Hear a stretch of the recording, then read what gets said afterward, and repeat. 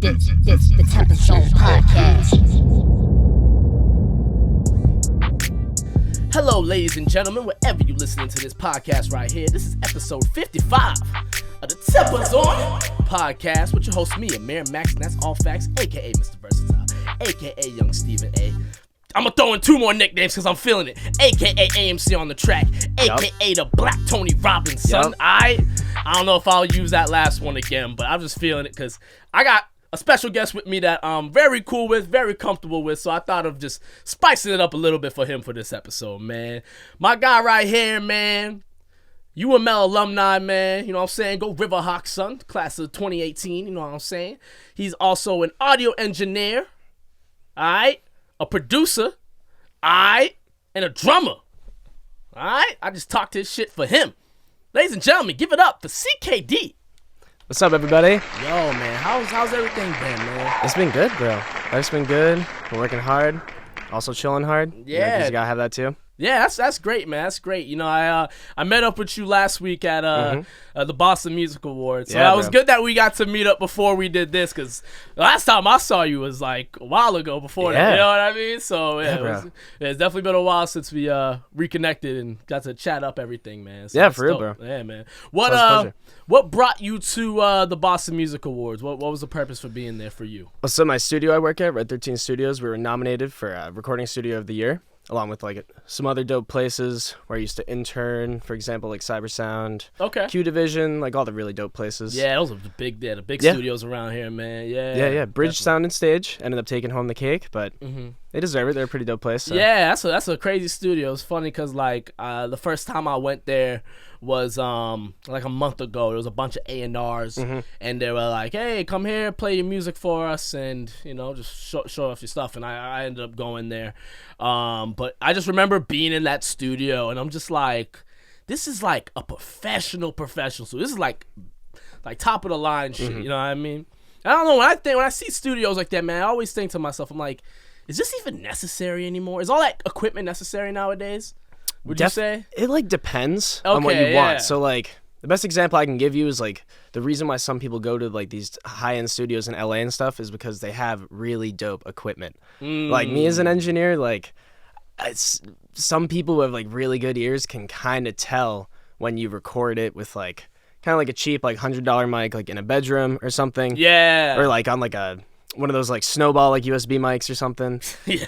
You know the Rubbing Off the Paint by YB and Namir? Yeah. Like, that song he said it was like a Christmas stocking, tis the season, on one of those blue snowball mics. Damn. And that song was a hit. Yeah. So sometimes if you have like Alex Toomey said it best, if you have a fire performance that's like poorly recorded, you can get away with it. Yeah, versus a poor performance that's pristinely recorded.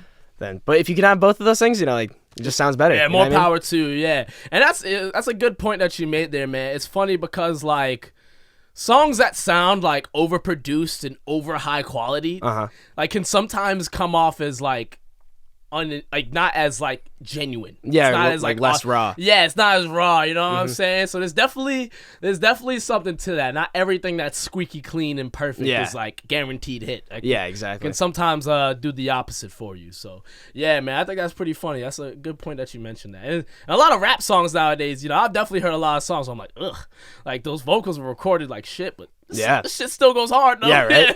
Like a lot of stuff on SoundCloud when people are first starting out and stuff, just like in their boy's closet or something. Yeah. Like I mean, like we were doing that in college too, just like in closets, like in Josh's room. Yeah, too. man. Like, that was recording in the same room we're like doing stuff in too, like.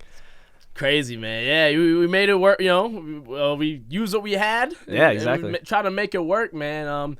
Let the people know, man. Me and you basically lived in the same house. I mean, you were on the upstairs section. I was in the downstairs section. We lived in a house called the Shaft.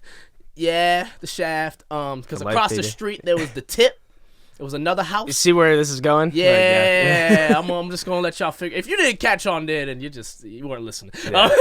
This is what happens when a school has 60% guys. Yeah. So we come up with that shit. Yeah, just a lot of male energy. Yeah, man, for real, man. The Tip though was really dope. to live across the street from, and also just know all the people that lived there. Yeah, who bro. threw shows in the basement because it was a legit venue. Yeah, bro. Some artists that are like kind of popping now have like Performed played there. there, Like, yeah. Paris, they're huge now. Porches is another one. Like I love him. He's so good. Mm-hmm. But yeah, like that's so crazy to think that those people that place, played across the street from where we lived. Mm-hmm. You know, it kind of makes sense, man, considering like UML has such a great music program. So like people who know anything about UML know that there's definitely some talented artists, musicians that go there. So it's definitely not anything crazy, but it's still like, you know, the fact like a basement show has had some pretty big names, some good names perform there is pretty cool to think, man. And hey, we had a couple shows Shaft, you know. What I'm saying? Only 2. I wish we had so many more, but I know, those 2 were so lit. They were lit, man. Yeah.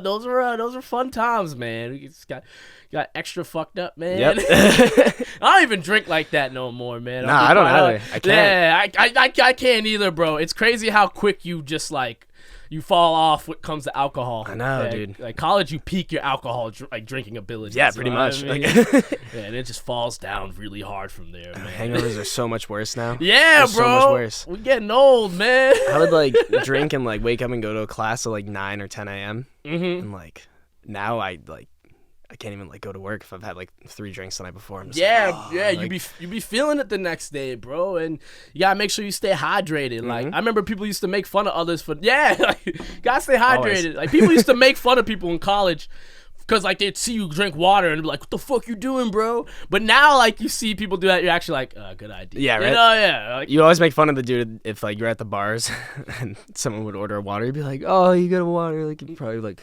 we get fucked up or something. Yeah, let's do some pussy. Yeah, it's like, hey man, you just trying to stay hydrated, man.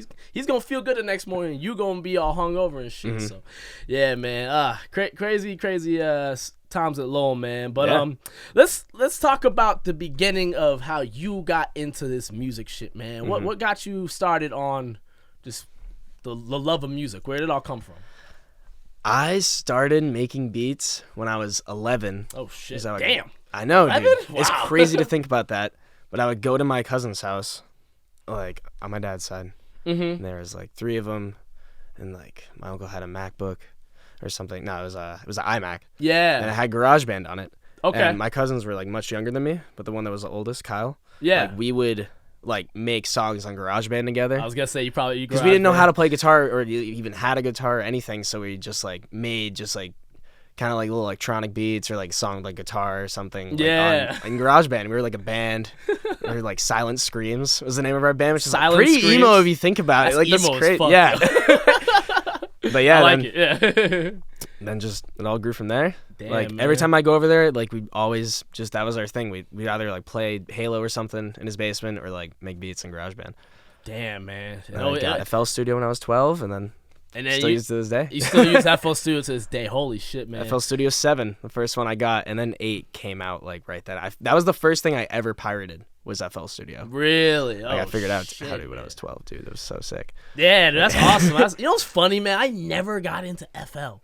I used it for like a week, and I was just like, I don't like this. I don't know what it was. Yeah. It's so niche, I feel like. Yeah, I mean, but like that's like what kind of like Fruity Loops is what began the whole anyone can just make beats now. Yeah, exactly. Like, that was that's what started it. That's why like software itself is really cheap. What was it? The software itself is like really cheap. The software, okay, yeah, man, yeah. That's the other part about it too, man. Yeah, I mean, I got started off with GarageBand. That's kind of like what I got into, and that's what led me to use Logic. And I never looked back. But I know a lot of people who make some crazy beats on Fruity Loops, man. Crazy shit, you know what I mean? So, and you know, any DAW that you use, you know, you just gotta master it, perfect it. Yeah. Because you can go a long way with it. But have you ever thought about using different DAWs, or this FL Studio's just worked for you, so you stick with that? I can use Ableton, like I have in like a live performance like a couple times and stuff like that, and I like it. I know it's powerful. Like yeah, Ableton. I can just do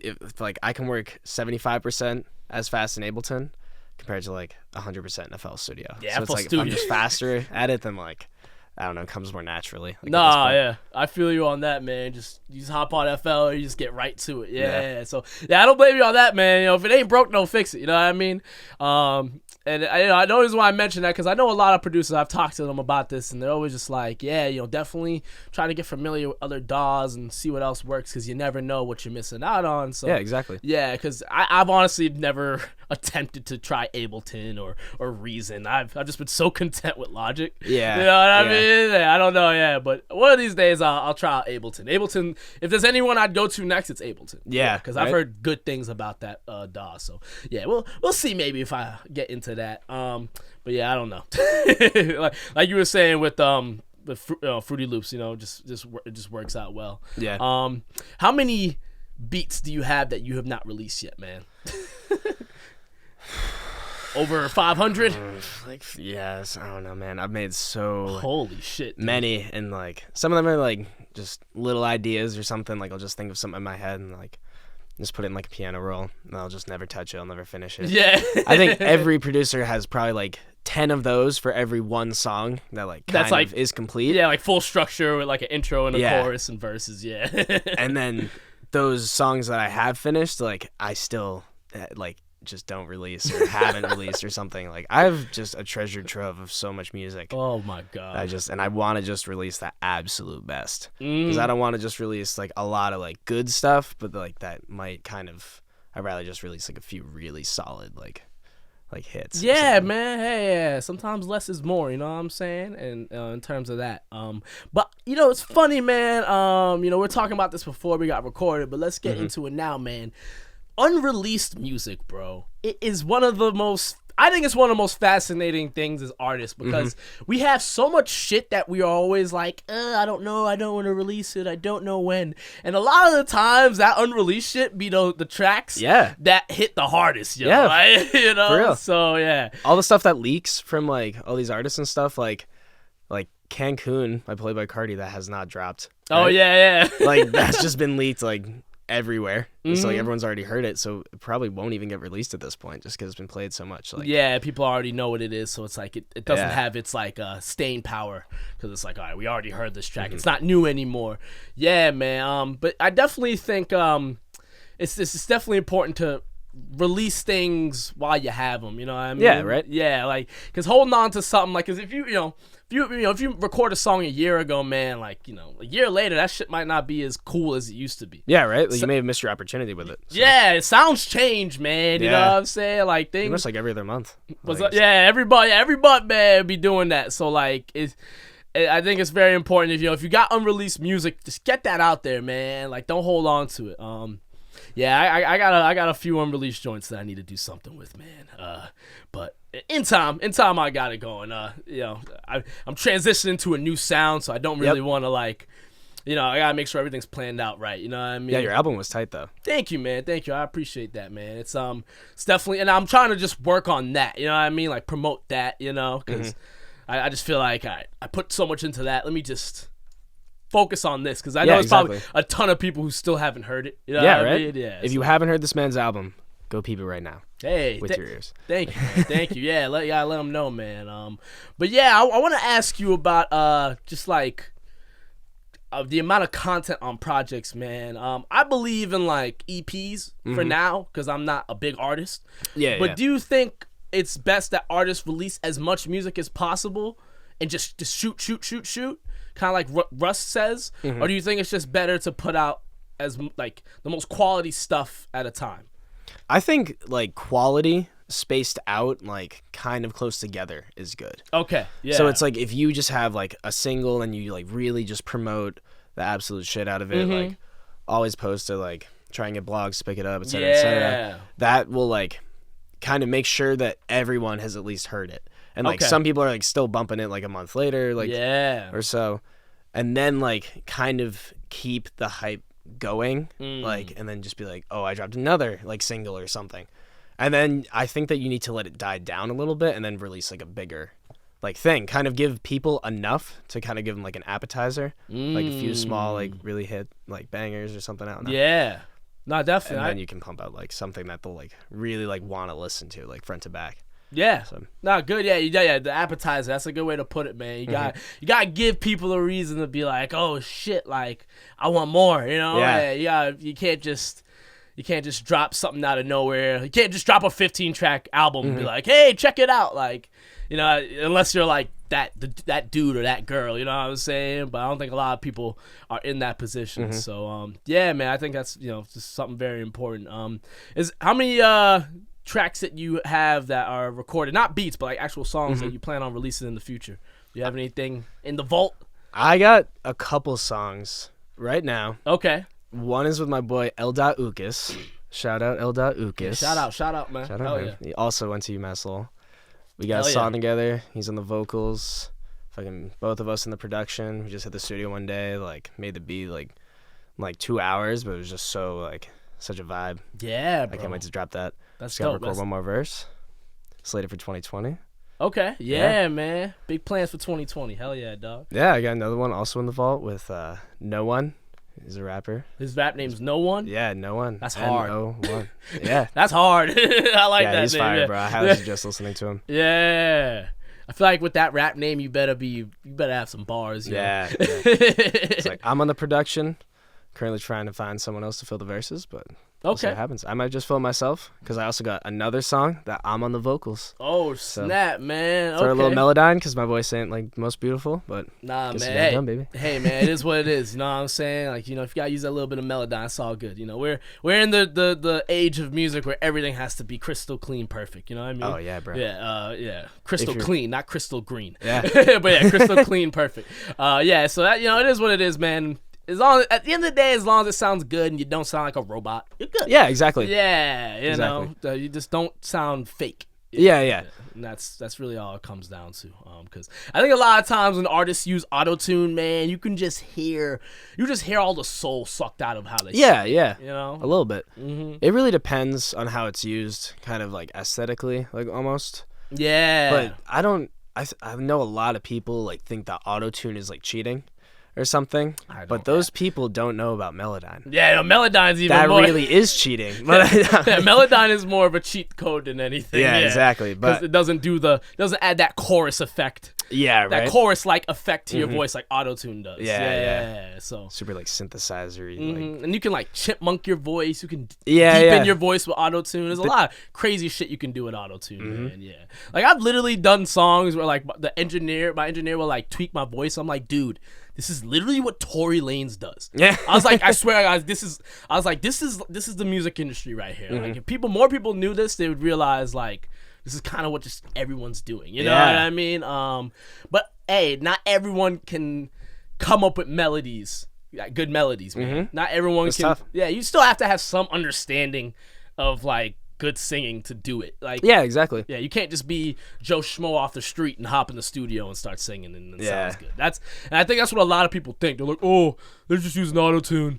Oh, he's probably a trash singer and stuff like. Oh, look at T-Pain though. Did you see his Tiny Desk without autotune? Oh like, my God, yeah. He did it because it was his aesthetic choice as like a production tool. You know what I mean? Like he wanted that sound of it because back when he was using it, it was like pretty. Not as good as it is today, but you can still hear it today. But like back then, it was just the T-Pain. You know what I mean? Like, it was the T-Pain sound, man. Yeah, people don't understand how legendary T-Pain is, man. I don't think he gets the credit he deserves, yo. Bro. Like he really made me fuck with rap music when I was younger. Yeah, like, him and, like 50 Cent were like the first people who I like truly liked as like rappers and stuff. 50 Cent, man. I feel like 50 Cent, I always look at him as like the last super popular gangster rapper. Yeah. Because then Kanye, the whole Kanye versus 50 Cent thing, that was another moment that changed music forever. You know what I mean? That and T-Pain. Because after Kanye, man, that's when you got the Kid Cudis. That's when you got Drake.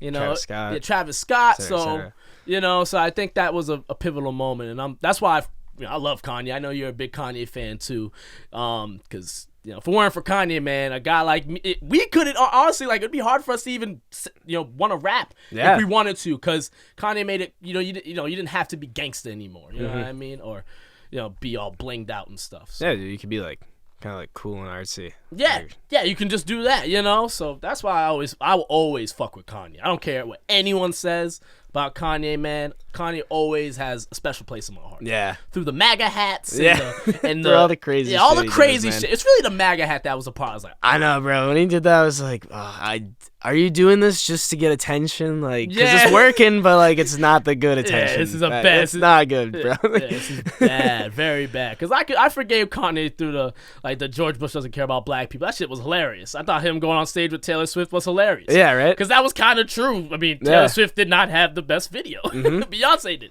It was funny. But at the time he was vilified for it. So like, I don't know. I just think all that stuff was, I just thought it was funny, man. I could forgive him for it, but because the music was dope too. So that's what I'm saying. As long as at the end of the day, you can get away with a lot of shit if the music's dope, man. I mean, look at Chris Brown. Yeah, right. Like he still gets so many platinum records, and everyone knows. Everyone knows what he's done. Man. Yeah, everyone knows he's not the greatest person, man. That's a whole nother topic, just like, separating the art from the artist. Yeah. You know what I mean? Yeah. It's something I really believe in. Yeah. I mean, like you can listen to, like an artist who probably has like a messed up past. Yeah. Yeah. Okay. Because some people can't, man. Some people, I know a lot of people boycott artists and stuff, and I understand why. And I understand that what they did is horrible and stuff, but there are just some people who are like truly troubled. I'm not saying it gives you any excuse to do any of that stuff. No, it doesn't. Yeah. But, like you ain't gonna stop me from listening to Michael Jackson, bro. You're not gonna make me feel bad when I listen to Dirty Diana. Yeah. So. People, I feel like music is like an outlet for people who are really troubled or something enough to like do those things. That they're amazing artists because of the like trauma that happened to them that caused them to be that way, or like anything like that. You know what I mean? So like sometimes maybe if you're tapped, you're just a better you're a better creator. Like, is that like hand in hand, dude? I mean, like, Van Gogh cut off his own ear and shit. He went crazy. Picasso, he loved prostitutes, man. Like, I didn't know that about Picasso. Oh shit. I'm pretty sure he like painted. Wasn't like all of his paintings like prostitutes and stuff or something he would hire?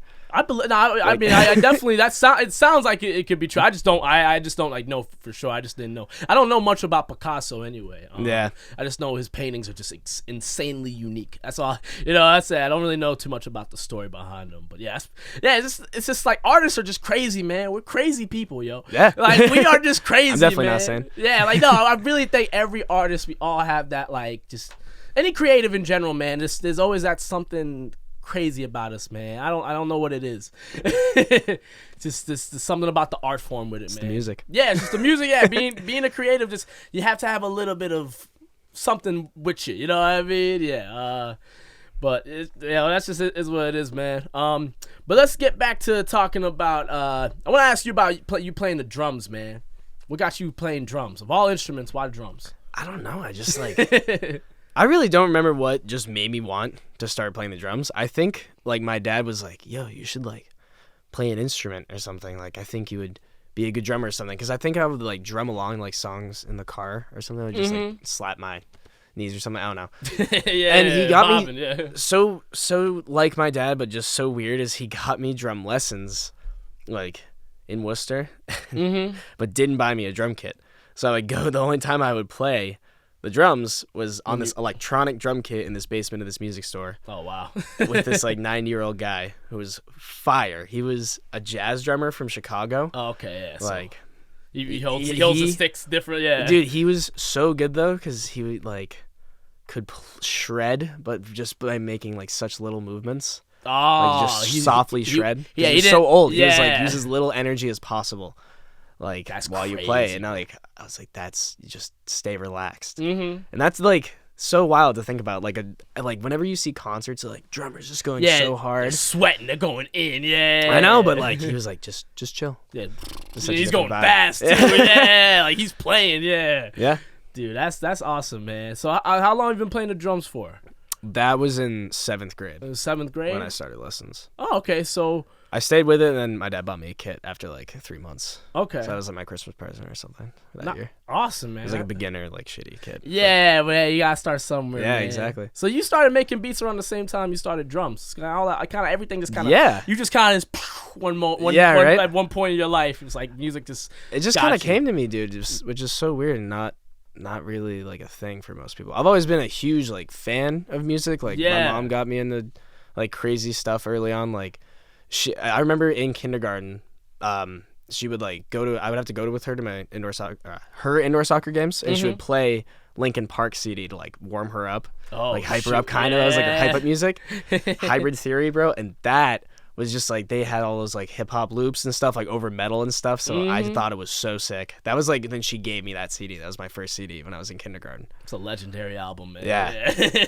That I think that like gave a lot of people like the motivation, the genesis for them to love like rock music, you know what I mean? I talk to so many people like our age, and Linkin Park is always like someone they mention like oh I love this band so much, you know. My homie of mine, he loves Mike Shinoda, you know what I mean? Right. And I got to see him live at the House of Blues. That was that's tight. Unreal, bro.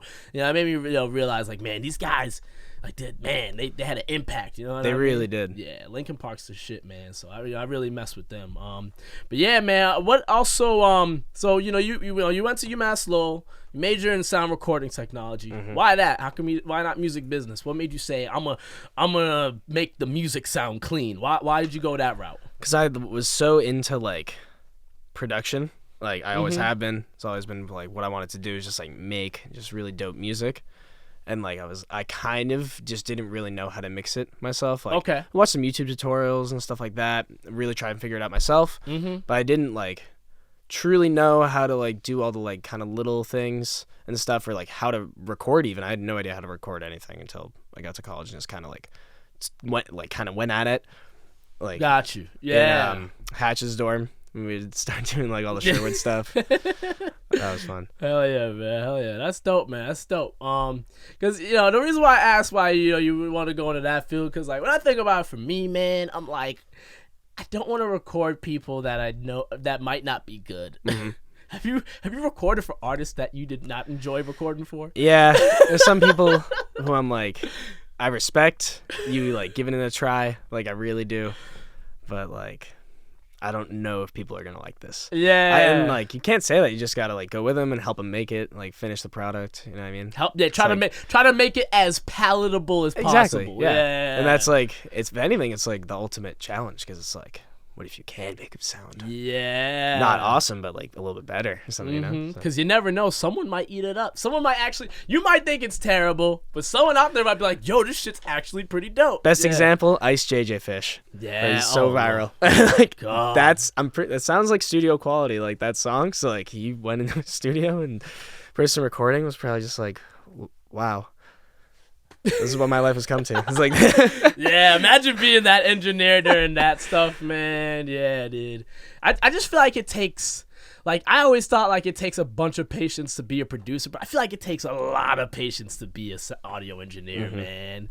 Like, because there's just some, like, you gotta constantly listen to the same thing over and over and over again, making sure all the frequencies are correct, and like the mixing and mastering part of everything. Like, it's some tedious shit. Cause I've been in the studio with my engineer. I've seen it so much. So like, yeah, I can't do it like per se, but I've seen it so much. I'm just like, salute to all the engineers, man. They deserve more respect. But y'all in the background, man. So like, that's, y'all accept that. You know what I mean? Cause you know the majority of people, like, you know, you tell them like you're an audio engineer, they're gonna be like, what the hell does that even mean? Yeah. It's crazy having a job that you gotta explain to people. Yeah. I'm sure there's some like software engineering jobs too that are like also like back end, like GFX, like UI, front end, or whatever. Yeah. Like, what does that even mean? Yeah, whenever I tell people like what an audio engineer does, I'm like, they make the song sound professional. I just tell them that straight up. They make it sound clean and ready to go. Because, you know, I'll tell people, like, I feel like this as, like, people who know music well, we assume other people know the same shit we do. Right? Because you think, oh, it's music. Everyone listens to music. They probably, you know, they get it. And then, no, they don't. So, like, that's definitely something that always goes over my head, man. But, yeah, have you ever had artists rap over your beats that you didn't like? Is that another thing too, or does that not happen as often?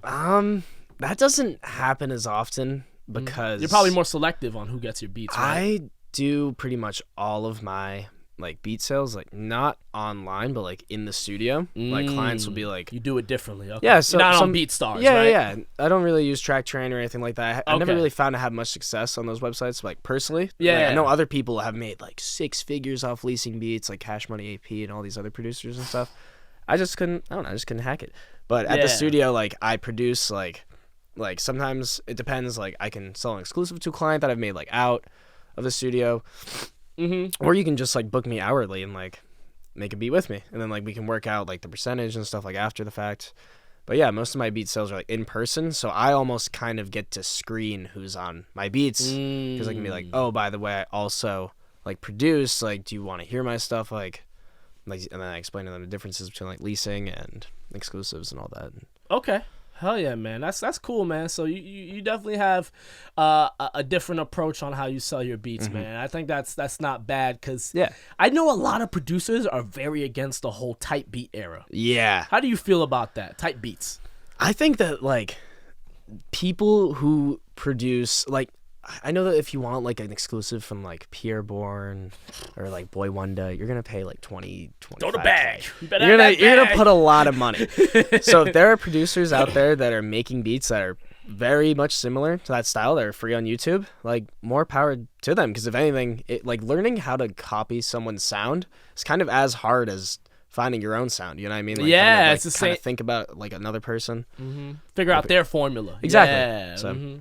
Yeah, because I know a bunch of like producers who are just like, if you're looking for type beats, like I don't respect you. I'm like, why does it matter? I think I never saw the problem in it. To be honest with you, I don't know, but I think it's interesting, man. Yeah, low key, the best producers are the producers that make like legit remakes of beats that sound like very identical. I'm just like, whoa. Yeah, you're like, holy shit. Like you got it. Like, yeah, how did they put that one together? Yeah, man. No, I think that's very, very. It takes skill, man, to have that ear and be like, okay, like this is what we're gonna do with that one. Yeah.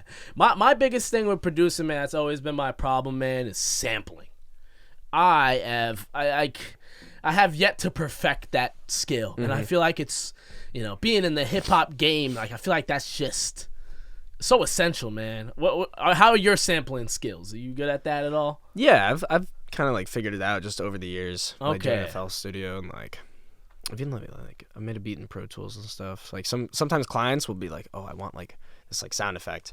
Like I might not have like it in my sound effects library or something, so I just like go to YouTube and like download the MP3. Put it in. Yeah. Nah, definitely, man. Because I just always feel like that, like if you can get that shit down, man, like you can really make something special. Because you see some of these crazy beats, man, like they are sampling some random shit. Yeah. Songs from like the 60s, like that was in a commercial. Yeah. Like they flip it and they make it sound insane. You know what I mean? So there's definitely like a art form to that if you can get it down, like you're a beast. You know what I mean? So I definitely think that's important, man. In terms of just working at Red 13 Studios, man, are the clients there respectful? Everyone there cool most of the time? Like, yeah, definitely. Vibes always good? Yeah. Okay. So how we work is we have like a membership. Okay. So you pay like monthly and you get discounted everything. Like discounted. Like we do music videos. We're like a video production house. Okay. We've done so many music videos for so many artists. Hell yeah, man. We do like all recording, mixing, mastering. We can like master your song for certain platforms like Spotify or SoundCloud. At least like I can. Okay, I know that engineers can too. Like we're all capable. Yeah. We do like everything. We can help you write a song. Like we have like 4 in-house producers, 5 actually. Like we're a very versatile crew. Hell yeah. We can help you with like branding, your image, like marketing, your song release plans, consultations. Like we want to be the support system for artists. Yeah, bro. Yeah.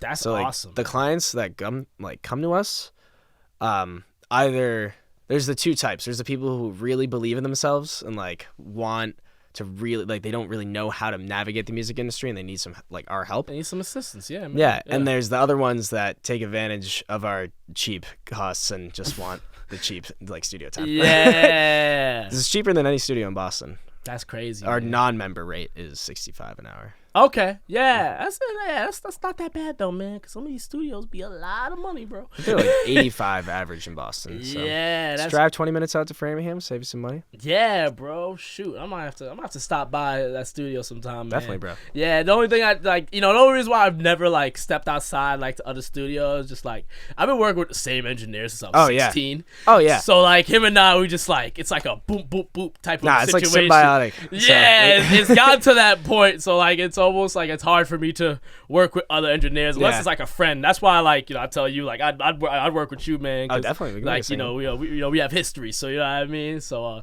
stuff like that, and then definitely like other engineers. I've had people hit me up like, yo man, let's work on stuff. So I'll definitely take them up on that. Maybe work on something outside of what I'm doing. So yeah, man, I think there's definitely a lot of opportunity with that, man. I think it's really cool, man. And I'm happy to hear you working with Red 13 Studios, man. I think that's really cool. You got that gig, man. When did you get that job? When did that all come together? Been there together? for like a year since last September. Was it just so it was like basically right after the summer you graduated?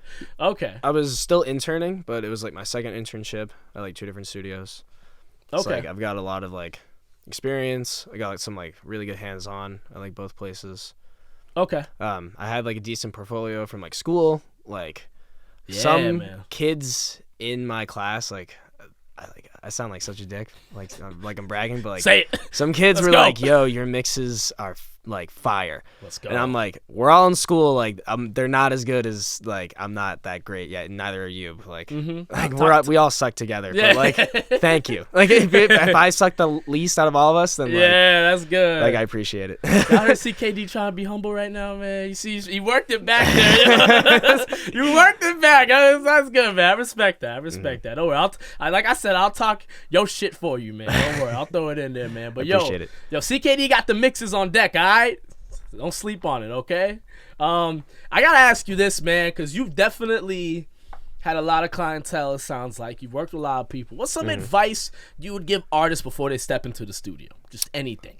Definitely just, like, practice your song in the car on the way to the stew. Or, like, if you're taking an Uber, like, throw on headphones, like, because you're, like, paying. Like, I see a lot of, and, like, I also don't knock this at all. Like, if this is how you if you're more creative in the studio setting, like, I get it. True. But some people come in for like a 4-hour session, and for 2 hours of it, they'll just be like having me loop the beat and just like kind of like writing to it and stuff. You know what I mean? I'm like, if like this is how you want to spend our paid time, like, that's fine. Yeah, that's fine. Like, I'm for it. But like, that's different. Yeah. But I don't know. You could easily do that at your house too. That's what I'm saying. Yeah, that's interesting that artists do it that way, man. But everybody's got their way of making shit. You know what I mean? Exactly. So I can't knock anybody. Like, for me personally, like, when I'm writing music, I need everyone to just get away from me. I need to be by myself. Yeah. I need to beat to myself and like have access to going back to like when the verse starts and going over it. I have my own formula, and other people do too. And if they want to work on it that way, as long as they're getting the music down, go for it, man. But yeah, I think it's very important that artists, before they step into the studio, just to come in with a game plan. Yeah, exactly. Like, know where you want the beat to drops. Know how you what you want to do with your ad libs. But I think a lot of times you don't know exactly what you want to do with the beat until you lay down the foundation. Yeah, exactly. You know what I mean? Until you do the verses and choruses. And then you can go, okay, boop, boop. You know what I mean? So, it really all depends, man. And that's the beauty of music. You can kind of just, everything is, you can do anything kind of your own way. Yeah, you know exactly. what I mean? So, I really think that's, it's definitely cool to see, man. In terms of just, projects that you got working on, man, you got any plans for like a beat tape or like a compilation projects in the future? I've thought about dropping some like instrumentals on Loom, this like app that just came out. Okay, well, it's been out for a little bit. Loom. Why does that sound familiar? It's LU with the umlaut M with the 2 dots. Okay, yeah. It sounds familiar. Yeah. It's pretty dope. It's the first like music social network. So I've been like on it quite a bit. Like, anyone can just like upload music, like a host, like from your computer. But it's like a phone app too. Yeah. So it's just like something I go on besides Instagram. People, when you post your music, you can post like pics with it. You can make it's like a whole like social media. Yeah. So you can people can like comment and like save your track to their library. and like you get a lot of like it's like kind of like a closer knit community almost, and you have like really direct like communication with fans and listeners. Damn, bro. Shoot. I gotta check that out, man. Yeah, definitely sign up. Yeah. Cool. Are you on it right now? Yeah, I got 2 songs. I got the song I dropped with Phil Maria this last summer. My boy Phil Canberra. Hell yeah, Phil man. Canberra, the Space Cadets. Yeah, man. Shout out to them, man. Yep. Yeah. I had Phil on here a while back in May, so shout out to him, man. Yeah. What was it like making that song, putting that one together? That was crazy because it was recorded in the last day that I could have used the studio at school, like the end of senior year. Yeah. I was doing that song with him. Like I recorded one verse, like had it running through the API, had the nice like Neumann mic, and then the studio manager came in and he was like, "Yo, I'm deactivating all of the student ID cards for access into the rooms. Now." Shit. Yeah. He was like, "I just by chance maybe thought there could possibly be someone in here." Sure enough, so like, yeah, you gotta leave. Like, wow. I was like, got the first verse down, then recorded it just in the tip basement, but with a completely different and not as good mic. Okay, yeah. So that took a little bit of extra love on the engineering side. of that song. To make it sound like up to par with the good mic. Yeah, but it was a different section. It wasn't like the second verse. It was like a bridge. So it actually worked. And then I used that same Neumann at Hill Studios in Worcester, and then finish it up there. Damn, man. Because that's where I worked at the time.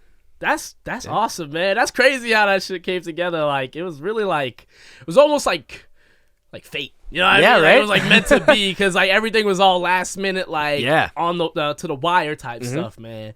So that's really cool. You know what's funny? Like I feel like a lot of songs that are made like that usually end up being like really good songs. You know what I mean? So like you know, like those last minute type tracks, man. It always comes through, man. So. Yeah, I'm really happy with the way it came out. Yeah, the song's dope, man. I really think like you guys put a lot of effort to that one, man. So that's really dope to hear, man.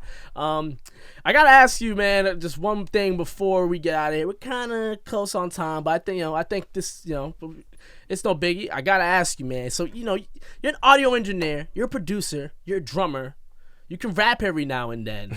What makes you want to do all this shit, man? What drives you, bro? Like just the love of music, man. The love. Okay. Yeah. Hell yeah, man. Yeah, because I think there's just a lot of people. The reason why I ask, because you do a lot of shit, man. And I just feel like a lot of artists out here need to understand. You gotta do more than one thing. I preach that like crazy on here. Sorry to the listeners for me saying this again, but like. You gotta do more than one thing in this game, man. Yeah. It's so important, you know what I mean? And I think if more artists just took from that, and then you'll see things really, really pop off for you, you know what I mean? So, that's why I asked, man, because I just feel like, you got a lot going on, and I think that just, it ain't gonna hurt you to learn more. Exactly. And then a lot of people are afraid to learn, man. When there's YouTube and like Skillshare. Yeah. Skillshare is like crazy, man. It literally or a masterclass. Like there's so many outlets. Like I'm talking about outlets you can pay for because obviously YouTube's free. Yeah. There's shit you can pay for that will you can like Timbaland can literally teach you how to make beats for the classes. Like it's out there. Seriously. You know what I mean? So or Illmind does a lot of just free YouTube. Like he will just live stream him just making a beat. And he's like, this isn't a tutorial. Like this is literally me. Yeah. Making a beat. And I've had many platinums. Yeah. A lot of your favorite rappers. Yeah, right? Like literally learn from me. Right? Like I'll just straight up show you. Like I'm not gonna fucking dick you around. No, just get right to it, man. Do you think getting the SRT major was worth it? Yes. Okay. I think real world experience is exponentially more valuable than a degree. Okay, yeah. And I'm very fortunate that I was you understand able to why go to school. I asked you that. Yeah. And the debt sucks. It really sucks. But some little things and kind of really core things I learned there, like critical listening and stuff like that, I definitely wouldn't have been able to learn outside of the classroom. Yeah. Stuff like that. So that is the true value of the degree, is knowing all of the really super technical stuff from the engineering stuff we had to do and the academia of listening. Yeah. That I never knew that existed until I got to college. I was like, people There's people who write books on just listening to music. That's crazy. And Yeah. just how it sounds and how things sound relative to other things, and et cetera, et cetera. Like, what? There's levels to this music shit, bro. Yeah. Like, people think, like, it's, a lot of people might be on level 5 and 6 and can be successful. But there's people out there who are on level 10 and laugh at those people who are at level 5. Yeah, you know right? what I mean? Like, you don't even know. Like, do you hear, like, what's going on there? Like, like, it's, so I think it's, like, it's one thing to listen to a song and pick out each of the instruments. And then there's another thing I don't even know what's more advanced than that. But you know what I mean? Like, but people can get really deep when it comes to the music, man. Like, people don't understand how nerdy it is. Like people find it very fascinating when I'm like, oh, the BPM to this song is 93, 94. People are like, what the fuck? And I'm like, dude, trust me, that's just the tip of the iceberg, yeah, bro. Right? Like, that's not impressive. You know what I mean? Like, trust me, I could go to someone else and they could break down this song for you in a lot more of a nerdy way than just the BPM. You know what I mean? For those who don't know what BPM is, that's the speed of the song, the tempo. Yeah. Like, a lot of EDM songs are 120. Yeah. You know what I mean? 128 or like 120 or something like that. DJ Mustard beats are like 90, 92. Yeah. You know? Yeah. So stuff like that, man. I think that's definitely important for, being a beat maker, to know all that stuff. But yeah, man. CKD, what's next, man? What's next for you on your journey, on your mission as this multi-talented musician, man? What you got next in store for the people, man? Just anything.